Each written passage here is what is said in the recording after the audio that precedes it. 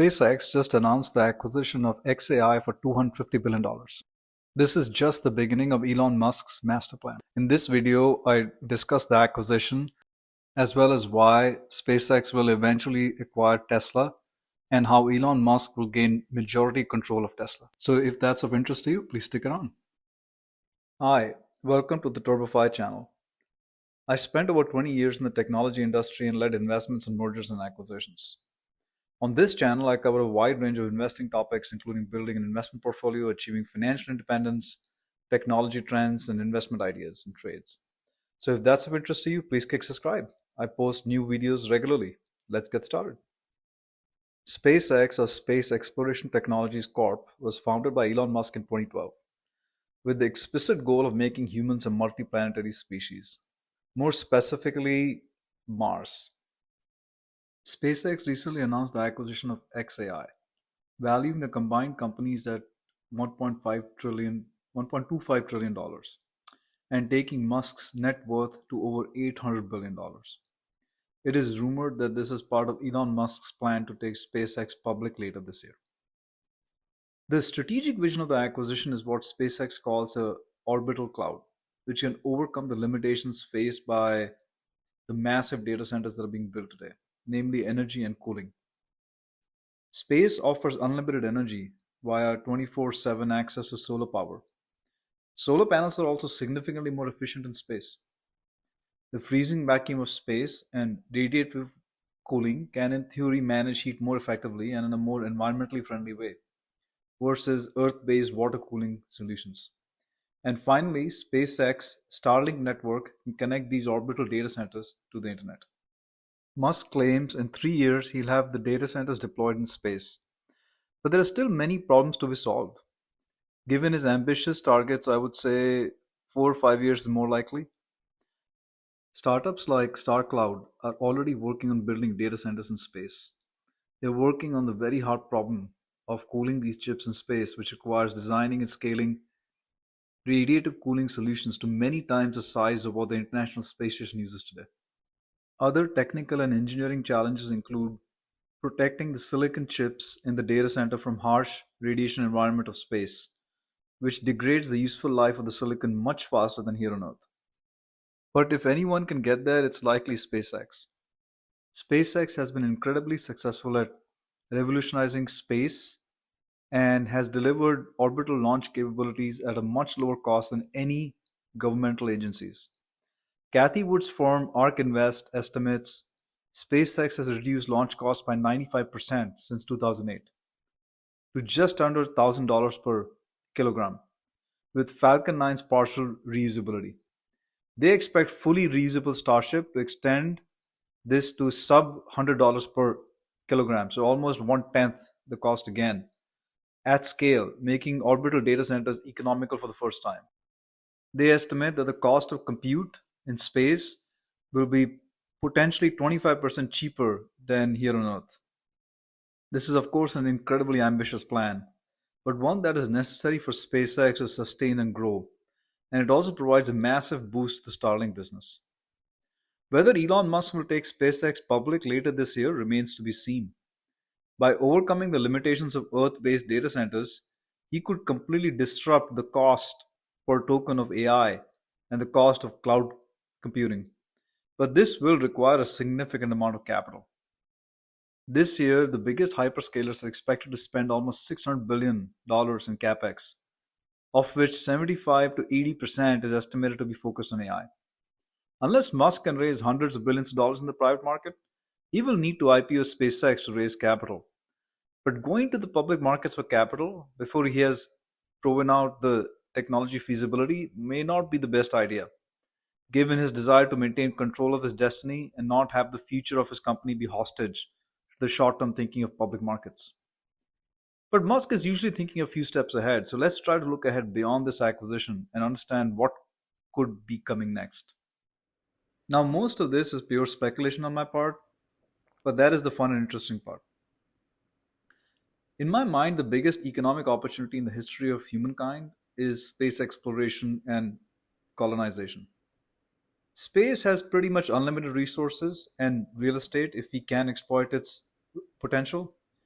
There are many opportunities in space which can 100x or even 1000x the global GDP. For example, some of the opportunities are we can put data centers in space, of course. There is space tourism, which maybe a few decades from now could become a significant market. Then there are resources like asteroids, where we could mine metals, precious metals, minerals. We can set up new bases and colonies within the solar system. There will be opportunity for interplanetary trade. And of course, all this activity needs to be connected back to the internet and back to Earth.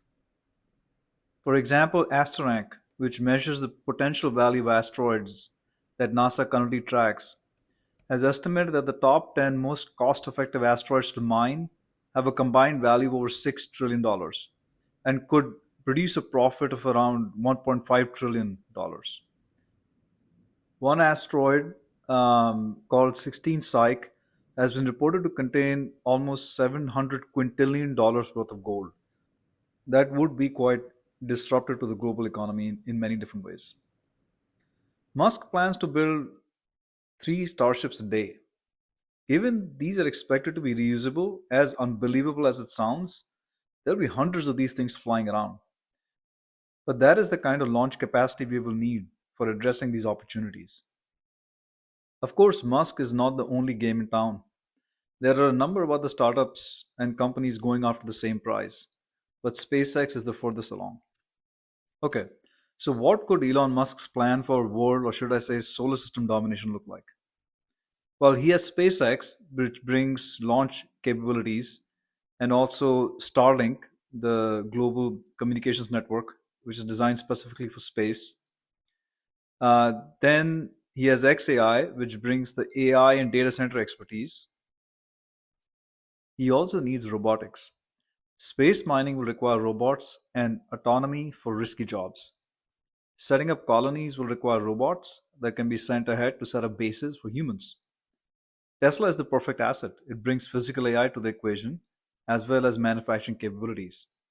Musk could even set up robot factories in space, maybe on the moon, which would make a lot of sense. Another capabilities that is required for space exploration is drilling, not only for mining but for setting up bases. I expect many bases on planetary bodies could be underground to protect humans and equipment from radiation. This is where Elon's boring company could be the perfect fit. So in the future, I fully expect the end markets for SpaceX and Tesla to intersect. This leads to a very real possibility for Elon Musk's endgame, merging SpaceX with Tesla and consolidating his other ventures. But if there is one thing Elon craves, it is control. Money is not what drives him, it is his ambition and vision of the future. And there are very few people who even come close to his intellect and drive to achieve that vision. Hence, it is kind of hard for him to have others telling him what to do. So, if he does merge SpaceX and Tesla, he will want to maintain control. He will not want to repeat of what happened with Tesla. So, how does he do this? And how does he maintain control? Well, there are a few ways he could do this. A few years down the line, he could IPO SpaceX, or if he IPO SpaceX now, he could in a few years, once the valuation is significantly higher, merge with Tesla. If he follows this path and IPO SpaceX, I imagine he would take the route that Mark Zuckerberg took with Facebook, where he separated voting rights from economic rights to raise capital but still maintain control of the company. The other option could be a reverse merger, where SpaceX, a private company, could acquire Tesla, a public company.